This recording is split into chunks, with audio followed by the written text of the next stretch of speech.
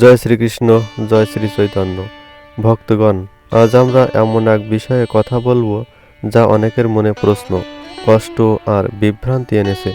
সম্প্রতি সোশ্যাল মিডিয়ায় একটি ভিডিও ভাইরাল হয়েছে, যেখানে একজন ভক্ত দম্পতি মায়াপুর মন্দিরে তাদের অভিজ্ঞতা শেয়ার করেছেন। তাদের কথা শুনে অনেকেই বলছেন, মায়াপুরে কি সত্যি চিটিং চলে? ভক্তদের কি সত্যি অবহেলা করা হয়? চলুন আজ আমরা সেই কথার সত্যতা দেখি ভক্তির চোখে, শান্ত মনে। প্রথমে একটা বিষয় স্পষ্ট করে বলি, মায়াপুর মানে শুধু একটি জায়গা নয়, এটা ভগবান শ্রী চৈতন্য মহাপ্রভুর নিজ ধাম। এখানে প্রতিদিন হাজারো ভক্ত আসেন দেশ বিদেশ থেকে, নানা ভাষা, নানা সংস্কৃতি থেকে। প্রতিদিন হাজার হাজার অতিথিকে সেবা দেওয়া হয়। রুম, প্রসাদম, পরিবহন সব ব্যবস্থাই মানবিক সীমার মধ্যে রাখা হয়। এত বড় একটি প্রতিষ্ঠানে কোনো একদিন কোনো একজন ভক্ত হয়তো প্রত্যাশা অনুযায়ী সেবা না পেতে পারেন। এটা দুঃখজনক, কিন্তু এটা ভগবানের ভুল নয়, মানব সেবার ঘাটতি। যিনি এই ভিডিওটি করেছেন তার কষ্ট সত্য, কিন্তু তার ধারণা সম্পূর্ণ সঠিক নয়। একজনের অভিজ্ঞতাকে পুরো সংগঠনের বিরুদ্ধে দাঁড় করানো এটা ভক্তির নয়, এটা মায়ার কাজ। ভক্তদের মন শান্ত রাখুন। ভক্তরা আমাদের মনে রাখতে হবে, ভগবান নিজে বলেন, যে আমার ভক্তদের সমালোচনা করে সে আমার কাছ থেকে দূরে সরে যায়। মায়াপুর ধাম ভগবানের আবাস। এখানে অনেক মহান সাধু, ভক্ত, গুরু, ব্রহ্মচারী, গৃহস্থ সেবায় নিয়োজিত আছেন। তাদের দিন কাটে নাম জপ, কীর্তন, সেবা, অধ্যয়ন আর প্রার্থনায়। তাহলে এমন পবিত্র স্থানের বিরুদ্ধে আমরা যদি মনোভাবে রাগ, অভিযোগ, সন্দেহ ছড়িয়ে দিই, তাহলে কে ক্ষতিগ্রস্ত হবে? আমরাই হব। আমাদের ভক্তি দুর্বল হবে। যেখানে সন্দেহ আছে সেখানে শান্তি থাকে না, যেখানে রাগ আছে সেখানে কৃষ্ণ থাকেন না।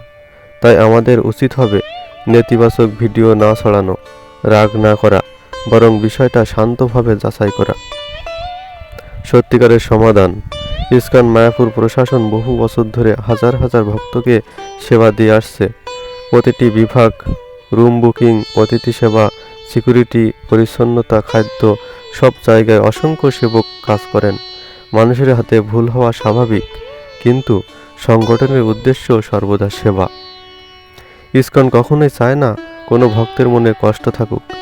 যদি কেউ কোনো সমস্যার সম্মুখীন হন, তারা চাইলে সরাসরি গেস্ট হাউস, অফিস বা প্রশাসনের সঙ্গে যোগাযোগ করতে পারেন। প্রতিটি অভিযোগ গুরুত্ব সহকারে দেখা হয়। মায়াপুর কখনো গোপন করে না, কখনো লুকায় না, কারণ এই ধাম ভগবানের আলোর স্থান, ভক্তির পথ।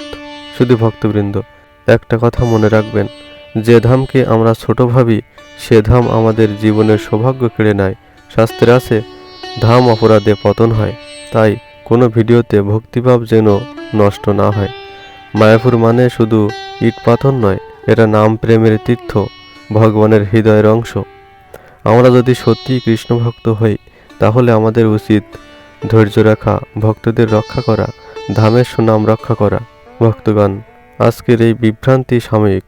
মায়া সবসময় চেষ্টা করে ভক্তদের মনকে অস্থির করতে, কিন্তু ভক্ত জানে কৃষ্ণ যা করেন মঙ্গলজনকই করেন। তাই আজকের এই ভিডিওর শেষে আমরা শুধু একটাই অনুরোধ করব, দয়া করে কোনো গুজব, কোনো ভাইরাল ভিডিও দেখে মন খারাপ করবেন না। ভক্তির পথ বিশ্বাসের পথ।